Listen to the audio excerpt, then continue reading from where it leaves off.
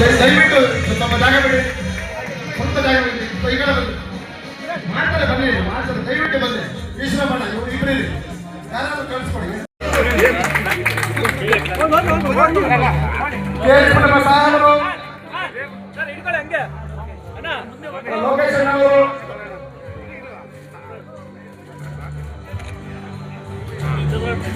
ಚಂದ್ರಪ್ಪಣ್ಣ ಅವರು ಮತ್ತು ಸುಬ್ಬಣ್ಣ ಅವರು ಚಪ್ಪಾಳ, ದಯವಿಟ್ಟು ಚಪ್ಪಾಳ ತಟ್ಟುವ ಮುಖಾಂತರ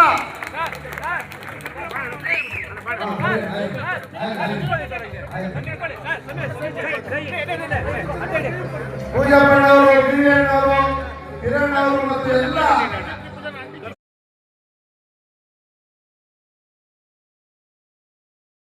ಮಾಡಿದ್ದೀವಿ, ಎಲ್ಲರನ್ನು ಅಭಿವೃದ್ಧಿ ಮಾಡಿದ್ದೀವಿ, ಎಲ್ಲರೂ ಜೊತೆಗೆ ಕೊಂಡೊಯ್ದಿದ್ದೀವಿ. ಆದ್ರೆ ನಮ್ಮ ಜಾತಿ ನಾವು ಬರ್ತಿದ್ದೀವಿ. ನಮ್ಮ ಜಾತಿ ಎಲ್ಲರ ಪರವಾಗಿ ದುಡಿದಂತ ಸಂದರ್ಭದಲ್ಲಿ ನಮ್ಮ ಜಾತಿ ಕೂಡ ನಮ್ಮ ಹಿಂದೆ ಬರ್ತಾ ಇದೆ ಅಂತಕ್ಕಂಥದ್ದನ್ನ ನಾವು ಮನಗಂಡಿದ್ವಿ. ಆದ್ರೆ ನಮ್ಮ ಹಿಂದೆ ಬರ್ತಾ ಇದ್ದಂತ ಸಮಾಜದ ಅಭಿವೃದ್ಧಿ ಆಗಿಲ್ಲ, ಆ ಸಮಾಜವನ್ನು ಗುರುತಿಸಿಲ್ಲ. ಆರ್ಥಿಕವಾಗಿ ಸಾಮಾಜಿಕವಾಗಿ ನೀಡಿದರೆ ನಮ್ಮ ಮಾಜಿ ಸಮಾಜವನ್ನು ಒಗ್ಗೂಡಿಸಬೇಕು, ನಮ್ಮ ಶಕ್ತಿ ಪ್ರದರ್ಶನ ಮಾಡಬೇಕು. ರಾಜ್ಯ ಎಲ್ಲರ ಮನೆಯಲ್ಲೂ ಆರದೆ ನಿರಂತರವಾಗಿ ಉರಿಲಿ, ಅದು ಬೆಳಗಲಿ ಎನ್ನುವಂಥ ಪ್ರಾರ್ಥನೆಯನ್ನು ಮಾಡಿ ಈ ಕಾರ್ಯಕ್ರಮಕ್ಕೆ ನಾವು ಸ್ವಲ್ಪ ವಿಳಂಬವಾಯಿತು. ಅದಕ್ಕೋಸ್ಕರ ಮುನಿಯಪ್ಪ ಸಾಹೇಬರು ನಾವೆಲ್ಲರೂ ಅವ್ರ ಪರವಾಗಿ ನಮ್ಮ ಪರವಾಗಿ ಕ್ಷಮೆ ಯಾಚಿಸ್ತೇನೆ. ಯಾಕೆಂದರೆ ಅತ್ಯಂತ ಸಡಗರ ಸಂಭ್ರಮದಿಂದ ಮಾಡಿದ್ದೀವಿ. ನಿಮ್ಮ ಸಡಗರ ಸಂಭ್ರಮ, ಉತ್ಸಾಹ, ಉಲ್ಲಾಸಗಳೆಲ್ಲ ನೋಡಿದ್ರೆ ನಾವು ನಿಜವಾಗ್ಲೂ ನಮ್ಮ ಮುನಿಯಪ್ಪ ಸಾಹೇಬರು ಈ ಕಾರ್ಯಕ್ರಮವನ್ನು ಮಾಡ್ತಿರೋದಕ್ಕೆ ಅರ್ಥ ಬರುತ್ತೆ ಅಂತ ಅನಿಸುತ್ತೆ. ಏಕೆಂದರೆ ಮುನಿಯಪ್ಪ ಸಾಹೇಬರು 20 ವರ್ಷಗಳ ಕಾಲ 30 ವರ್ಷಗಳ ಕಾಲ ಸಂಸದರಾಗಿ, 20 ವರ್ಷಗಳ ಕಾಲ ಭಾರತ ಸರ್ಕಾರದ ಸಚಿವರಾಗಿ, ಬಹುಶಃ ರಾಜ್ಯ ಸರ್ಕಾರಕ್ಕೆ ಬಂದಿದ್ದು ಮಂತ್ರಿ ಆಗಿತ್ತು ನಮ್ಮೆಲ್ಲರ ಸುದೈವ. ಯಾಕೆಂದ್ರೆ ಅವರು ಅಲ್ಲೇ ಡೆಲ್ಲಿಗೆ ಇದ್ದಿದ್ರೆ ನಮ್ಮ ವರ್ಗೀಕರಣ ಜಾರಿ ಆಗ್ತಿಲ್ಲ, ಖಂಡಿತ ಯಾರ ಕೈಲೂ ಆಗ್ತಿಲ್ಲ. ಅವರ ಹಿರಿತನ, ಅವರ ಶ್ರಮ, ಅವರ ಸಮಯ ಪ್ರಜ್ಞೆ. ಯಾಕೆಂದ್ರೆ ನಮ್ಮ ಸಹೋದರ ಸಮಾಜ ಇದೆಯಲ್ಲ, ಅದು ಇದು ಜಾರಿ ಆಗಬಾರ್ದು ಅನ್ನುವಂಥ ಹುನ್ನಾರವನ್ನ 35 ವರ್ಷ 40 ವರ್ಷಗಳು ಮಾಡ್ತಲೇ ಇದೆ. 35 ವರ್ಷದಿಂದ ನಾವೆಲ್ಲ ಹೋರಾಟ ಮಾಡ್ತಾ ಇದೀವಿ ವರ್ಗೀಕರಣಕ್ಕೋಸ್ಕರ. ಅದು ಯಾಕೆ ಆಗಿಲ್ಲ ಅಂದ್ರೆ ನಮ್ಮ ಸಹೋದರ ಸಮಾಜಗಳೇ ಗೊತ್ತಾಗಿಲ್ಲ. 17% ಅಲ್ಲಿ 1.5% ಮಾತ್ರ ನಾವು ತಿಂತಾ ಇದ್ವಿ. ಇನ್ನು 15% ಪಾಪ ಅವರೇ ಅಭಿವೃದ್ಧಿ ಕಡೆ ಕರ್ಕೊಂಡು ಹೋಗುವಂತ ಆಲೋಚನೆ ಮಾಡಿ ನಿಮ್ಮ ಮನೆ ಬಾಗಿಲಿಗೆ ನೀವು 500 ರೂಪಾಯಿ ಕೊಟ್ಟು ಮೆಂಬರ್ ಆಗ್ರಪ್ಪ, ನಾವು ನೀವು ಸೇರಿ ಕಟ್ಟಕಡೆಯನ್ನ ಬೆಳಕಿಗೆ ತರೋಣ ಅಂತ ಕೆಲಸಕ್ಕೆ ಇವತ್ತು ನಿಮ್ಮ ಮುಂದೆ ಬಂದು ನಿಂತಿದ್ದಾರೆ. ಇನ್ನೊಂದು ವಾರ 3 ದಿವಸದಲ್ಲೇ ದೊಡ್ಡ ಸಂಖ್ಯೆಯಲ್ಲಿ ನೀವು ಸಂದೇಶವಾಗಲಿ, ನಿಮ್ಮ ಕುಟುಂಬದವ್ರನ್ನ ಸಂದೇಶವನ್ನಾಗಿ ಮಾಡಬೇಕು. ವೆಬ್ಸೈಟ್ಗೆ ಹೋಗಿ, ವೆಬ್ಸೈಟ್ನ ನೀವು ಆ ಲಿಂಕ್ ಅನ್ನ ನೋಡಿ, ಕೂತಿದ್ದ ಜಾಗದಲ್ಲೇ ಬರೀ 500 ರೂಪಾಯಿ ರೀ, ಬರೀ 500 ರೂಪಾಯಿ. ಇವತ್ತು ಮಾಲಿಕ ಸಮುದಾಯಕ್ಕೆ 500 ರೂಪಾಯಿ ದೊಡ್ಡದಲ್ಲ. ಎಂತ ಕಡುಬಡವನು ಕೂಡ ಊರಪ್ಪಗಳನ್ನ ಜೋರಾಗಿ ಮಾಡ್ತಾನೆ, ಬಾಡ ಊಟ ಮಾಡ್ಕೊಂಡು ಅಲ್ವಾ. ಅಂತದ್ರಲ್ಲಿ ಮಾದಿಗ ಸಮಾಜವನ್ನ ದೊಡ್ಡ ಮಟ್ಟದಲ್ಲಿ ಕಟ್ಟಕೊಟ್ಟಿರ್ತಕ್ಕಂಥ ಮಾದರ ಮಹಾಸಭೆಗೆ ಇದು ನಾನು ఓం మతంగమునాయ నమః అని ఈ మన మాదిగ జాతి మూల పురుషుడిని వేదాలు సహితం పూజిస్తూ ఉన్నాయి. ఇక ఓం అరుంధతై నమః ఇది అందరూ పూజిస్తారు, లేదా వశిష్ఠ అరుంధతై నమః అని మన పెద్దలందరినీ కూడా అందరూ పూజిస్తూ ఉన్నారు. ఈ 30 ఏళ్లలో మనము రాజకీయ పోరాటాల వైపు పోయినందుకు గాను కొంచెం మనము ఈ నాగరికత, సంప్రదాయము, ఆచార వ్యవహారాల్లో వెనకబడిన దాన్ని ముందుకు తీసుకొని పోయేదానికి మన మాదార మహాసభ అనేది మునెప్ప గారు 15లోనే స్థాపించినారు. నాకు ఈ మధ్యనే తెలిసింది. వాళ్ళకన్నా ముందు పెద్దలు, వాళ్ళకన్నా ముందు పెద్దలు ఇలా పోరాటాలు చేసుకుంటూ వస్తూ ఉంటేనే ఈరోజు కాస్త మన ముఖాలు నవ్వుగాను, మన బట్టలు కొంచెం శుభ్రంగాను, మనకు కాసంత నాగరికత వచ్చింది. రాజకీయంగా కానీ, సామాజిక పరంగా కానీ, ఆర్థిక పరంగా కానీ, విద్యాపరంగా కానీ మనము ముందుకు పోతున్నాం. అది అందరికీ ఒకరితో అయ్యే పని కాదు. చట్టసభల్లో వీళ్ళు పోరాడాలా, సామాజిక పరంగా సంఘ నేతలు మన బాధల్ని చెప్పాలా, దీనికి సమాజం అంతా మద్దతు కావాలా. ఆ రోజే మనం ఏదన్నా అనుకుంటే అది సాధించగలుగుతామనేది మనకు పెద్దలు నేర్పిండే పాఠం. దయచేసి అపార్థం చేసుకోవద్దండా. అంబేద్కర్ కన్నా ముందు నుంచే మనం పోరాటం చేశాం. మీరు మర్చిపోయారు, అంబేద్కర్ కన్నా ముందే మనము పోరాటాలు చేసి గాంధీని సహితం ఇక్కడికి పిలిపించుకున్నాం. ఆదిజాంబవ అభివృద్ధి సంఘం పెట్టి, తర్వాత దక్షిణ భారతదేశ ఆదిజాంబవ అభివృద్ధి సంఘం, దాంట్లో మునప్ప ఉన్నారు, ఇంకా చాలా మంది పెద్దలు ఉన్నారు. వాళ్ళు ఒకరోజు ఎంతో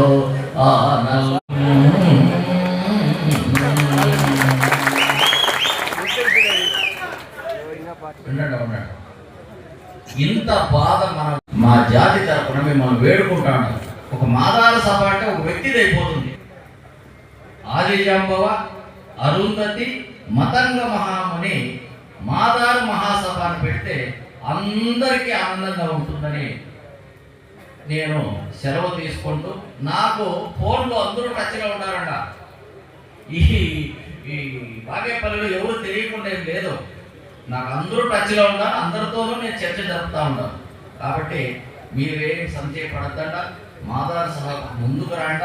ఉత్సాహంగా మన పెద్దలు నడిచిన బాటల్లో మనము నడిస్తే ఈ జాతికి ముందుకు మనకు పుడతారు కదా బిడ్డలు, వాళ్ళకు ముందు పోయే బిడ్డలు ఉన్నారు కదా, వాళ్ళకి దారి చూపించాలా లేదా?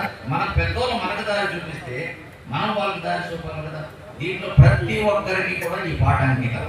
ఒక్కరు కాదు, లక్షల మందికి, కోట్ల మంది జాతికంత అంకితం ఇస్తూ నాకు ఈ అవకాశం కల్పించినటువంటి వారికి, మరియు ఇది అందరికీ ఎప్పుడు చెప్పేదే. ఇప్పుడు మాదార మహాసభ అధ్యక్షులు మన కర్ణాటక రాజ్య మంత్రులైన తండ్రితో సమానమైన కేహెచ్ మునియప్ప సాహిబ్లు, అదే రీతి మన ఆనంద సభలో వేదిక పైన ఉండే మన మాదిగ కార్యకర్తలారా, నాయకులారా, ఇప్పుడు వాళ్ళు ఈ ప్లేస్ ఏముందో ఇది అదృష్ట ప్లేస్. యాలంటే ఈడ అహింద కర్త మేము పూజపోలు అహింద కర్తమే, అది సిద్ధరామయ్య కూడా తెలదు. ఈ ఆనల్ పోల్తా పిలిచి గెస్ట్ గా సిద్ధరామయ్య అహింద పిలిచి ఇప్పుడు రాజ్య ముఖ్యమంత్రి అయినారు. ఇదే జాగాలో మీటింగ్ చేసి ఇదే జాగాలోనే మందకృష్ణ మాదిగంలో వాళ్ళ పేరులతో మాదిగ కట్టమే. ఇప్పుడు మాదిగ కర్ణాటకల ఇప్పుడు మహాసభ అయింది. దాని నేతృత్వం మన మునియప్పన్నంలో ఒప్పుకున్నారు. ఎలాంటే వాళ్ళు వహించిన దానికే ఇప్పుడు ఇంత బలంగా ఉండేది. అన్నోళ్ళు ఏమన్నా 10 ఏళ్ల కింద ఇట్లా వహించుకుంటే ఈ బుద్ధు కర్ణాటక రాజ్య ముఖ్యమంత్రి కావచ్చు అన్న. ఈ బుద్ధు చదువులో కావచ్చు, వాళ్ళు అప్పుడే ఎల్ఎల్బి చేశారు. అప్పుడే ఇందిరాగాంధీ, రాజీవ్ గాంధీ, సోనియా గాంధీ, ప్రియాంక గాంధీ అంతర్జాతీయంలో మెదిగిన వాళ్ళు అన్న. అప్పుడు ఫస్ట్ గా ఉన్నారు మన పాపులేషన్. ఎంత ఎక్కువ ఉన్నామో అంత వెనుకబడినా మనమంతా. ఇప్పుడు మన కష్టాలు చాలా ఉంది. అలాంటే మునియప్పన్నంలో చాలా కష్టాలు పడిన ఈ ప్లేస్ రావాలంటే మీకు ఒక ఎగ్జాంపుల్ చెప్తారు. మునియప్పన్నంలో గ్యాప్ ఉందో లేదో, కాంగ్రెస్ ఆఫీస్ దానికి బాబు ఒక పెట్టంగిడి ఆఫీస్ చేస్తారు. ఆఫీస్ లో ఎవరు బాడకీలో ఒక పెట్టంగిడి బాడకిస్తారో ఆ పెట్టంగిడి కూడా కాల్చేస్తారు. ఆ పెట్టంగిడి కూడా కాల్చేస్తారు ఆ టైంలో. అప్పుడు బాబుకు భయము. మాతో బాగా పిలిపించుకొని నన్ను పూజ పిలిపించుకొచ్చుకొని కడ్డీలు పిలుచుకొచ్చి అందులో కార్ తిప్పి ఊరంతా మెరుగు చేస్తాం. చెలు ఊరంతా మెరుగు చేస్తాము. అంత కష్టకాలంలో వచ్చింది అన్న. అందుకని అన్న అంటే మాకు తండ్రితో సమానము. ఇప్పుడు మాదార మహాసభ వలమీసులాట్లో అన్యాయమైంది. 6% కాదు 8% పెంచిందా అన్న. ఒక కాల్ చేయాల్సిందా. కార్పొరేషన్ లో చిత్కూరు సేవల్లో, పురసభలో చిత్కూరు సేవల్లో, నగర సభలో చిత్కూరు సేవలు అంతా మనోళ్ళే. వారు చితుకు మూడ్చకుండా వాళ్ళు నిలిపేసింటే వలమీసులాది 8% ముఖ్యమంత్రి చేయాలనే మన ఆలోచన. దీనికంతా మనం పెద్ద పోరాటం చేయలేకపోతాం. అప్పుడే మనం మూర్తి వాళ్ళు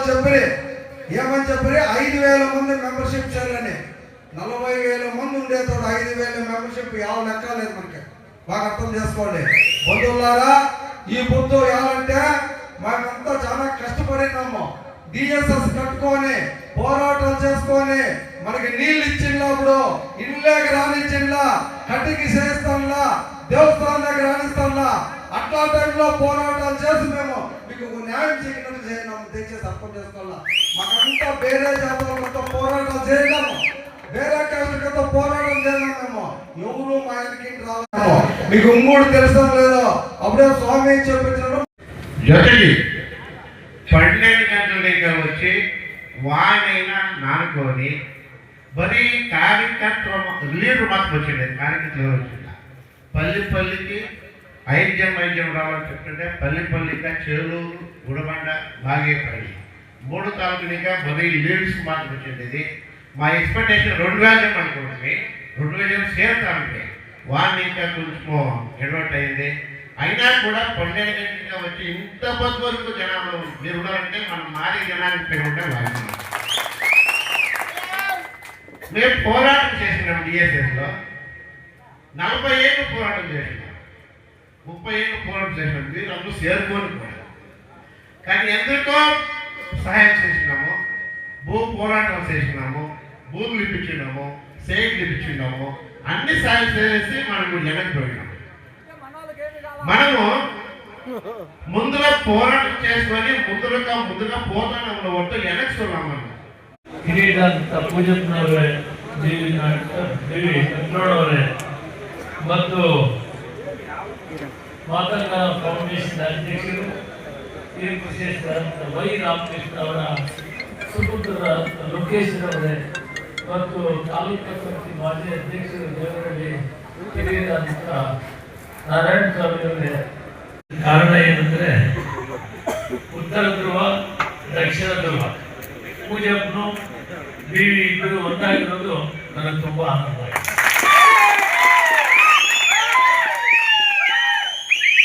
ಇದಕ್ಕೆ ಕಾರಣವಾದಂಥ ಮೂರ್ತಿಗೆ ನಾನು ವಿಶೇಷವಾದ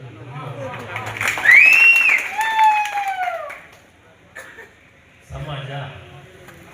ನಾನು ಕಾರಜೋಳು, ಚಂದ್ರಪುರ, ಎದುರುಗಡೆ ಎಲೆಕ್ಷನ್ ಮಾಡಿದ ಲೋಕಸಭಾ ಚಂದ್ರಪ್ಪ ನಾರಾಯಣ ಸ್ವಾಮಿ ಎಲೆಕ್ಷನ್ ಮಾಡಿದ್ರು. ನಾರಾಯಣ ಸ್ವಾಮಿ ಗೆದ್ದರು. ಆದರೆ ನಾವೆಲ್ಲ ಒಂದೇ ವಿದ್ಯಾವಂತರಾಗ್ತಾರೆ, ಯಾವ ರೀತಿ ಜಾಣತನದಿಂದ ಹೋಗ್ತಾರೆ ಅದನ್ನು ನಾವು ಕಲಿತೀವಿ. ಇವತ್ತು ನಮ್ಮಲ್ಲಿ ಕೂಡ SC ಕೂಡ ನಮ್ಮಲ್ಲಿ ಬೋವಿ ಸಮಾಜ, ಲಂಬಾಡಿ ಸಮಾಜ ಅಥವಾ ಚಲಾವಿ ಸಮಾಜ ಅವರೆಲ್ಲ ನಮ್ಮ ಅಣ್ಣತಮ್ಮಂದಿರು. ಅವರು ಯಾವ ರೀತಿ ಮುಂದೆ ಹೋಗ್ತಾರೆ, ನಾವು ಅವಧಾನ ಅನುಸರಿಸಿ ನಾವು ಮುಂದೆ ಹೋಗ್ತೀವಿ.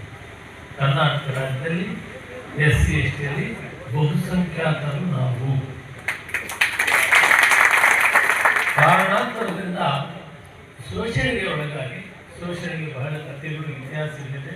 ಅದರಿಂದ ಒಂದ್ಸಾರಿ ಇದು ಸೆಮಿನಾರ್ ಮಾಡ್ತೀವಿ. ನಮ್ಮ ಲೋಕೇಶ್ ಅವರ ನೇತೃತ್ವದಲ್ಲಿ ಒಂದು ದೊಡ್ಡ ಸೆಮಿನಾರು 7ನೇ ತಾರೀಕು ಪ್ರಿಯಾಂಬಲ್ ನಡೀತದೆ. ಅದಾದಮೇಲೆ ಆನಂದದಲ್ಲಿ ಒಂದು ಸಭೆ ನಡೆಸ್ತೀವಿ. 7 ರಾಜ್ಯಗಳ ಕವಿಗಳು, ಮಹಾಪುರುಷರು ಮತ್ತು ಇತಿಹಾಸವನ್ನು ಹೊಂದಿರೋರು, ಪ್ರೊಫೆಸರ್ಸು ಇವರೆಲ್ಲರನ್ನೂ ಕೂಡಿಸಿ 7 ರಾಜ್ಯಗಳು ಮಹಾರಾಷ್ಟ್ರ, ಆಂಧ್ರ, ತೆಲಂಗಾಣ, ಪಾಂಡಿಚೇರಿ, ತಮಿಳುನಾಡು, ಕೇರಳ, ಕರ್ನಾಟಕ ಒಂದು ಸಭೆ ಮಾಡಿದ್ದೀವಿ. 2ನೇ ಸಭೆ 7ನೇ ತಾರೀಕು, 3ನೇ ಸಭೆ ಹೈದರಾಬಾದ್ನಲ್ಲಿ ಆಗ್ತದೆ ಮತ್ತು 4ನೇ ಸಭೆ ಫೈನಲ್. ಅದು ಎಲ್ಲಿ ಅಂತ ಇನ್ನೂ ಗೊತ್ತಾಗಿದೆ. ಅದರ ಮೂಲ ಉದ್ದೇಶ ಏನಂದರೆ ಕೆಲವು ಮಾತುಗಳನ್ನು ಸೂಕ್ಷ್ಮವಾಗಿ ನಮ್ಮ ಲೋಕೇಶನ ಹೇಳಿ, ಈ ಸಮಾಜಕ್ಕೆ ಇತಿಹಾಸ ಇದೆ, ಈ ಸಮಾಜದಲ್ಲಿ ಆದಿ ಪುರುಷ ಜಾಂಬವಾಗಿದೆ, ಈ ಸಮಾಜದಲ್ಲಿ ಆನಂದ ಪುರುಷ. ಈ ರೀತಿ ಇದು ಒಂದಲ್ಲ ಸಾಕಷ್ಟು ವಿಷಯಗಳ ಬಗ್ಗೆ ನಾವು ಚಿಂತನೆ ಮಾಡಿದ್ವಿ. ಟೈಮ್ ಕಡಿಮೆ ಇಟ್ಟು ಬಹಳ ವಿವರವಾಗಿ ಹೇಳ್ತೀವಿ. ನಮ್ಮ ಲೋಕೇಶ್ ಅವರು ನಾವು ಸಮಯದ ಅಭಾವ, ಮಳೆ ಬರ್ಬೋದು ಅಂತ ತೀರ್ಮಾನ ಮಾಡಿದ್ವಿ. ಅಂತೂ ನೀವು ಇಷ್ಟೇ ಹೇಳ್ತೀನಿ, ಇದರ ಮೂಲ ಉದ್ದೇಶ ಮೊದಲನೇದಾಗಿ ನೀವು ಕಟ್ಟಿದಂಥ ಹಣ ಎಲ್ಲ ಕೂಡ ಫಿಕ್ಸೆಡ್ ಡಿಪಾಸಿಟ್ ಆಗುತ್ತೆ. 500 ರೂಪಾಯಿ ಏನು ಕಟ್ತೀವಿ ಎಲ್ಲ ಹಣ ಕೂಡ fixed.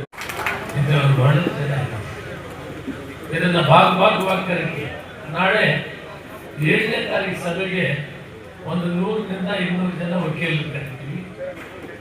Professors, class 1 officers, IAS ಅವರು ಮೊದಲನೇ ಹಂತದಲ್ಲಿ ಅವ್ರನ್ನ 100 ಜನ ಕರಿತೀವಿ.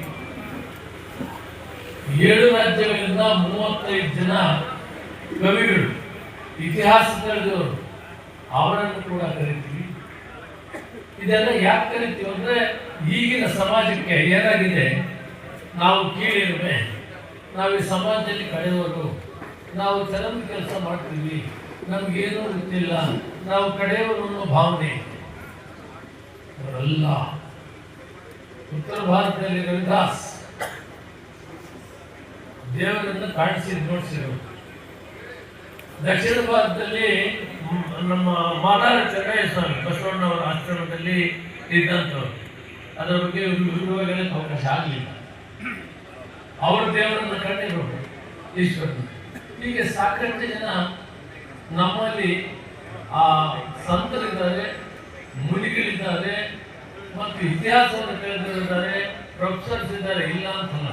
ಅಂದ್ರೆ ನಮ್ಮ ಜನಸಂಖ್ಯೆಗೆ ಆಧಾರವಾಗಿ ಮೇಲೆ ಬರಲಿಲ್ಲ. ನಾವು 10 ಇರ್ಬೇಕಂದ್ರೆ 2-3 ಇದ್ದೀವಿ, 100 ಇರ್ಬೇಕಂದ್ರೆ 10-15 ಇದ್ದೀವಿ. ಆ ಜನಸಂಖ್ಯೆಗೆ ಆಧಾರವಾಗಿ ಮೇಲೆ ಬರಲಿಲ್ಲ. ಇವತ್ತು ಜನಸಂಖ್ಯೆ ಬಳಸೋದ್ರಲ್ಲಿ ವಿಫಲವಾಗಿದೆ. ಸುಮಾರು 10 ಲಕ್ಷ ಜನಸಂಖ್ಯೆಯನ್ನು ಬಳಸೋದ್ರಲ್ಲಿ ವಿಫಲವಾಗಿದೆ. ಕೇವಲ ಬೆಂಗಳೂರು ನಗರದಲ್ಲೊಂದು ಪೌರ ಕಾರ್ಮಿಕರು ನಮ್ಮ ಸಮುದಾಯದವರನ್ನ ಮಾಡತಕ್ಕಂಥ 5 ಲಕ್ಷ ಜನ ಬಳಸಬೇಕಾಗಿ ಬರ್ತಿಲ್ಲ. ನಾನು ಕೇಂದ್ರ ಮಂತ್ರಿ ನಾರಾಯಣ ಸ್ವಾಮಿ ಮನೆಯಾಗಿ ವಿಶೇಷವಾಗಿ ಯುವಕ ಮಿತ್ರರು SLC ಮೇಲೆ ಓದಿರೋರೆಲ್ಲರೂ ಕೂಡ ಭಾಗವಹಿಸಿ ಬಳಸಬೇಕು. ನಾವು ಸುಮ್ಮನೆ ಹೇಳ್ಕೊಳ್ತೀವಿ 7% ಬರಬೇಕು, 8%. ನಮ್ಮ ನಾಗಮೋಹನ್ ದಾಸ್, ಜಸ್ಟಿಸ್ ನಾಗಮೋಹನ್ ದಾಸ್ ರಿಪೋರ್ಟ್ ಅಲ್ಲಿ ನಮ್ಮ ಸೋದರರು ತೆಲುಗಾಣ ಸಮಾಜಕ್ಕೂ ನಮಗೂ 1.5-2 ಲಕ್ಷ ಲೆಕ್ಕಾಚಾರ ಬಿಟ್ಟು ಎಲ್ಲಿ ಹೋಗ್ಬೇಕಾಗುತ್ತೆ. ಕಾನೂನು ಬರ್ಸಿದ್ರೆ ನಾನು ಹೋರಾಟ ಮಾಡಿ ಇಲ್ಲಪ್ಪ ನಮ್ಗೆ 7 ಬರಬೇಕು 8 ಬರಬೇಕು ಅಂತ ಹೇಳಿ 1.5 ಲಕ್ಷ ಬಳಸಿ ಒಟ್ಟು ಒಂದನ್ನು ಗ್ಯಾಪ್ ಇರ್ತದೆ. ಪರಮೇಶ್ವರ ಆಗಲಿ, ಮಹದೇವಪುರಾಗಲಿ, ಪ್ರಿಯಾಂಕರ್ಗೆ ಆಗಲಿ, ಶಿವರಾಜ್ ಚಂದ್ರಿಗೆ ಆಗಲಿ, ಆಂಜನೇಯ ಆಗಲಿ, ನಾವಾಗಲಿ, ತಿಮ್ಮಾಪುರ ಆಗಲಿ ಒಟ್ಟಾಗಿ ಇದನ್ನು ಜಾರಿ ಮಾಡಿ ಇದನ್ನು ಅರ್ಥ ಮಾಡ್ತೀನಿ. ನಾನು ಒಬ್ಬನೇ ಅಂತ ಭಾವನೆ ಅವರೆಲ್ಲರಿಂದ ನಾನು ಮಾಡ್ತೇನೆ. 1, 2, 3, 4 ಡಾಕ್ಟರ್ ಪರಮೇಶ್ವರ ನಾವು ಅಣ್ಣತನ ಹಂಚಿಕೊಂಡು ಯಾವುದಕ್ಕೂ ಕೂಡ ನಾವು ಒಗ್ಗಟ್ಟಾಗಿ ಹೋದರೆ ಏನಾದರೂ ಸಾಧನೆ ಮಾಡಬಹುದು ತೀರ್ಮಾನ ಬಂದು ಮಾನ್ಯ ಮುಖ್ಯಮಂತ್ರಿ ಹೋಗಿ ಒಟ್ಟಿಗೆ ಇದ್ದೀವಿ, ಸಂವಾದ ಹಂಚ್ಕೊಳ್ತೀವಿ ಅಂತೇಳಿ ಹೇಳಿದಾಗ ಇದು ಸುಸೂತ್ರವಾಗಿ ಹೇಳ್ತು. ನಾನು ಒಬ್ಬನೇ ಅಲ್ಲ, ಇದರಲ್ಲಿ ಎಲ್ಲ ಜನರು ನಮ್ಗೆ ಸಹಕರಿಸಿದ್ದಾರೆ. ಬಿಜೆಪಿ ಕಾರ್ಯದೊಳಗಾಗಲಿ, ರಮೇಶ್ ಜಿಗಜಿಗಾಗಲಿ, ನಾರಾಯಣ ಸ್ವಾಮಿ ಆಗಲಿ, ನೀವು ಮಾಡಿ ನೀವು ಅಂತ ಹೇಳಿದ್ದಾರೆ. ಸಮಾಜಕ್ಕೆ ಬೆಳಕು ಕೆಲಸ ಮಾಡಲಿಕ್ಕೆ ಅವ್ರನ್ನ ಈಗ ನಮ್ಮ ಸುಬ್ಬಣ್ಣ ಅವರು ಹೇಳಿದಾಗೆ ಅವನ್ನೆಲ್ಲ ಕೂಡ ನಾವು ಜವಾಬ್ದಾರಿ ತೆಗೆದುಕೊಂಡು ಅವರಿಗೆ ಸರ್ಕಾರದಲ್ಲಿ ಕೊಡೋದು ಸಾಧನೆ ಮಾಡ್ತಾರೆ. ಅವ್ರ ಮನೆ ಕಡೆ ಕೊಡೋಕ್ಕಾಗಲ್ಲ, ಕೂಲಿ ಮಾಡ್ತಾ ಇರ್ತಾರೆ, ಬದುಕು ಕಡಿಮೆ ಇರ್ತದೆ, ಭೂಮಿ ಕಡಿಮೆ ಇರ್ತದೆ. ಅವರಿಗೆಲ್ಲ ಕೂಡ ಈ ಒಂದು ಏನು ಮಹಾಸಭಾ ಕಟ್ಟಿದ್ದೀವಿ, ಇದರಲ್ಲಿ ಡಿಪಾಸಿಟ್ ಇರ್ತೀವಿ, ಅದರಲ್ಲಿ ಬರೋ ಬಡ್ಡಿಯಲ್ಲಿ ಆ ಮಕ್ಕಳನ್ನ ಘೋಷಣೆ ಮಾಡಿ, ಯಾಕಂದ್ರೆ ಅವ್ರು ಮೆರಿಟ್ ಇರ್ತಾರೆ. ಅವ್ರು IAS ಹೋಗ್ತಾನೆ, ಅವ್ನು ಸ್ವಲ್ಪ ಸಪೋರ್ಟ್ ಮಾಡಿ, ಅವ್ನು KS ಪಾಸ್ ಮಾಡ್ತಾನೆ, ಅವ್ನು ಸ್ವಲ್ಪ ಸಪೋರ್ಟ್ ಮಾಡಿ, ಡಾಕ್ಟರ್ ಆಗ್ತಾನೆ, ಇಂಜಿನಿಯರ್ ಆಗ್ತಾನೆ, ಅವನಿಗೆ ನಮ್ಮ ಬೆಂಬಲ ಬೇಕಾಗ್ತದೆ. ಅದಕ್ಕೆ ಈ ಕಾರ್ಯಕ್ರಮವನ್ನು ಮೊಟ್ಟ ಮೊದಲು ಮೂಲ ಉದ್ದೇಶ ಈ ಸಮಾಜದಲ್ಲಿ ಕಟ್ಟ ಕಡೆಯ ಹಳ್ಳಿಯಲ್ಲಿರುವ ಮಕ್ಕಳಿಗೆ ಪ್ರತಿಭಾವಂತರೆ ಅವರನ್ನು ತೆರೆದು ಅವರಿಗೆ ಒಳ್ಳೆಯ ಒಂದು ವಿದ್ಯಾಭ್ಯಾಸ ಕೊಟ್ಟು ಅವರು ಮತ್ತೆ ಮುಂಚೂಣಿಗೆ ಬಿಟ್ಟು ಮುಂದೆ ಸಮಾಜದ ಬೆಳವಣಿಗೆ ಅವರ ಕಾರಣಭೂತರಾಗಬೇಕು ಅನ್ನೋದು ಮೊಟ್ಟ ಮೊದಲನೇ ಉದ್ದೇಶ. ಪೊಲೀಸ್ ಸ್ಟೇಷನ್ ಮತ್ತೊಂದು ಇನ್ನೂ ಕೆಲವು ಕಡೆ ಪೊಲೀಸ್ ಸ್ಟೇಷನ್ ಕಂಪ್ಲೇಂಟ್, ಅದಕ್ಕೆ ನಾವು ನಿಮ್ಮ ಜೊತೆ ನಿಂತ್ಕೊಳ್ತೀವಿ. ನಮ್ಮ ತಾಲೂಕು ಕಮಿಟಿ ಅಥವಾ ಜಿಲ್ಲಾ ಕಮಿಟಿಗೆ ಹೇಳಿದ್ರೆ ರಾಜ್ಯ ಮಟ್ಟದಿಂದ ಕೇವಲ ಬಂದು ಸಪೋರ್ಟ್ ಮಾಡೋದಲ್ಲ, ಅವ್ರ ಕಷ್ಟ ಇದೆ, ಕಷ್ಟಕ್ಕೆ ಧನ ಸಹಾಯ ಕೂಡ ಮಾಡ್ತೀವಿ, ಅವ್ರನ್ನ ಧೈರ್ಯ ಕೊಡ್ತೀವಿ. ಮೂಲಭೂತ ನಾವು ಇದ್ದೀವಿ, ಈ ಸಮಾಜದಲ್ಲಿ ನಾವು ಕೂಡ ಮುಖ್ಯಸ್ಥರಿದ್ದೀವಿ, ನಾವು ಬಡವರು ಇರ್ಬೋದು, ಮನಸ್ಸು ಬಡೋದಲ್ಲ, ನಾವು ಆತ್ಮಸಾಕ್ಷ್ಯ ಆತ್ಮಧೈರ್ಯ ಇದೆ, ನಾವು ನಿಮ್ಮ ಜೊತೆಯಲ್ಲಿ ಇರ್ತೀವಿ ಅನ್ನೋ ಧೈರ್ಯವನ್ನ ಕಟ್ಟಕಡೆ ಹಳ್ಳಿಯಲ್ಲಿರುವ ಕೂಲಿ ಮಾಡುವಂತ ವ್ಯಕ್ತಿಗೆ ಧೈರ್ಯವನ್ನು ಕೊಡಬೇಕು ಅನ್ನೋ ವಿಷಯಕ್ಕೆ ನಾವು ಅದನ್ನ ಯಾರು ಮಾಡ್ತಾರೆ? ತಾಲೂಕು ಕಮಿಟಿ, ಜಿಲ್ಲಾ ಕಮಿಟಿ, ಸಮಯ ಬಿದ್ದಾಗ ನಾವು ಕೂಡ ನಾವು ಕೆಲವರೆಲ್ಲ ಮುಖ್ಯಸ್ಥರು ಬಂದು ನೋಡಿದ್ದೀರಿ. ಅಲ್ಲಿ 2 ಕೋಟಿ ರೂಪಾಯಿ ನಾವು ಅವರಿಗೆ ಅಡ್ವಾನ್ಸ್ ಕೊಟ್ಟು ಲೀಸಿಂಗ್ ತಗೊಂಡಿದ್ದೀವಿ 5 ವರ್ಷಕ್ಕೆ. ಅದಾದ್ಮೇಲೆ ಈಗ ಒಂದು ಸೈಟ್ ನೋಡಿದ್ದೀವಿ ಬೆಂಗಳೂರಲ್ಲಿ, ಈ ಮಾತಾಡಿಸೋಣ ಬಿಲ್ಡಿಂಗ್ ಕಟ್ಟೋದಕ್ಕೆ, ಮತ್ತು ಜಮೀನನ್ನು ಕೂಡ ನೋಡ್ತಾ ಇದ್ದೀವಿ. ನಮ್ಮ ಮೊದಲನೇ ಉದ್ದೇಶನೇ ಒಂದು ದೊಡ್ಡ ಗುಣಮಟ್ಟದ ವಿದ್ಯಾಭ್ಯಾಸದ ಸಂಸ್ಥೆಯನ್ನು ಮಾಡಿ, ಯಾರು ಮಕ್ಕಳು ಬಲವಿಲ್ಲದೆ ಇರ್ತಾರೆ, ಬಡವರ ಮಕ್ಕಳು ಇರ್ತಾರೆ, ಪ್ರತಿಭಾವಂತರು ಇರ್ತಾರೆ, ಅವರನ್ನು ಸೇರಿಸಿ ಅವರಿಗೆ ಊಟ ವಸತಿ ಎಲ್ಲವನ್ನು ಕೊಟ್ಟು ಅವರನ್ನ ಅತ್ಯುನ್ನತ ಮಟ್ಟಕ್ಕೆ ನಾವು ಸೆಲೆಕ್ಟ್ ಮಾಡಲು ಪ್ರತಿಯೊಬ್ಬರು ಕೂಡ ಪ್ರಯತ್ನ ಆಗ್ತಾರೆ. ಅವರು ಡಾಕ್ಟರ್ ಆಗ್ಬೇಕು, ಇಂಜಿನಿಯರ್ ಆಗ್ಬೇಕು, KS ಆಗ್ಬೇಕು, IS ಆಗ್ಬೇಕು, ಅಂತಹ ಜನರು ಸೆಲೆಕ್ಟ್ ಮಾಡಿ ಈ ಸಮಾಜಕ್ಕೆ ಬೆಳಕು ತರಬೇಕಂತ ಕೆಲಸವನ್ನು ಮಾಡಬೇಕು. ಮತ್ತು ಆತ್ಮಶಕ್ತಿಯನ್ನು, ಧೈರ್ಯವನ್ನು ಕೊಟ್ಟು ಅವರಿಗೂ ನಾವು ಇದ್ದೀವಿ ಅನ್ನೋ ಮಾತು ಕಟ್ಟಕಡೆ ವ್ಯಕ್ತಿಯು ಕೂಡ ಬರಬೇಕು ಅನ್ನೋದಕ್ಕೆ ಈ ಕಾರ್ಯಕ್ರಮವನ್ನು ರೂಪಿಸ್ಕೊಂಡಿದ್ದೀವಿ. 10-12 ವರ್ಷದಿಂದ ಇದೇ ಎಲ್ಲ ಸೇರಿ ನಾರಾಯಣ ಸ್ವಾಮಿ, ಕಾರಜೋಳು, ಆಂಜನೇಯ, ನಾನು, ತಿಮ್ಮಾಪುರ, ಚನ್ನಣ್ಣ, ಹನುಮಂತಯ್ಯ, ಹಿರಿಯರಿಗೆವರು ಸೇರಿ ಮಾಡಿದ್ವಿ. ಮಧ್ಯದಲ್ಲಿ ನಾನು ಡೆಲ್ಲಿಯಲ್ಲಿ ಹೆಚ್ಚಿನ ಕಾಲ ಇರೋದಕ್ಕಾಗಿ ಈ ಕೆಲಸವನ್ನು ಮಾಡೋಕ್ಕಾಗಲ್ಲ. 2 ವರ್ಷ ಇರ್ತೀವಿ. ಆಮೇಲೆ ನೀವು VV ಆಗ್ಬೋದು, ಪೂಜಪ್ಪನವ್ರು ಆಗ್ಬೋದು, ಕೃಷ್ಣ ಆಗ್ಬೋದು, ನಾರಾಯಣ ಸ್ವಾಮಿ ಆಗ್ಬೋದು,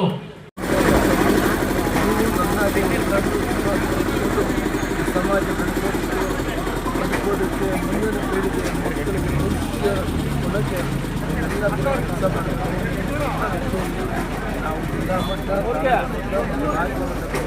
ಮಹಾಸಭಾ ಎಲ್ಲ ಪಕ್ಷದ ಮುಖಂಡರು ಕೇವಲ ಒಂದು ಪಕ್ಷಕ್ಕೆ ಕಾಂಗ್ರೆಸ್ ಪಕ್ಷದ